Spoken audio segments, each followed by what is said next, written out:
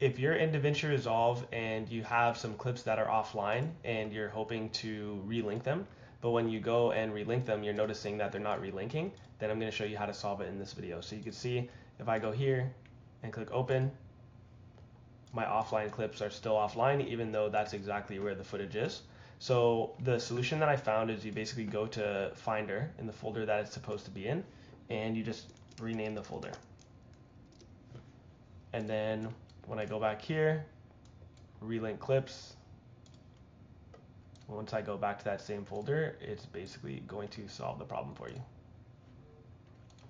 in this specific use case. So I'll tell you why I think this happened. So you can understand, because this might not work for everybody, but the reason why it worked for me was because originally I had a hard drive called Kyle19, right?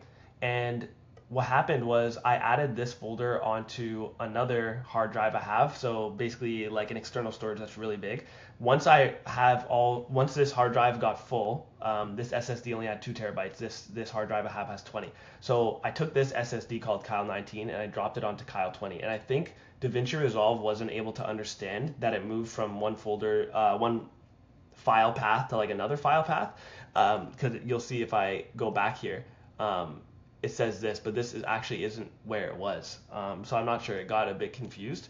But yeah, anyways, that's the solution. I hope it helps you guys as well. And if you have any other questions or if you want tips on like photography, videography, business, getting clients, stuff like that, my YouTube channel has a bunch on that. So I'll talk to you guys soon.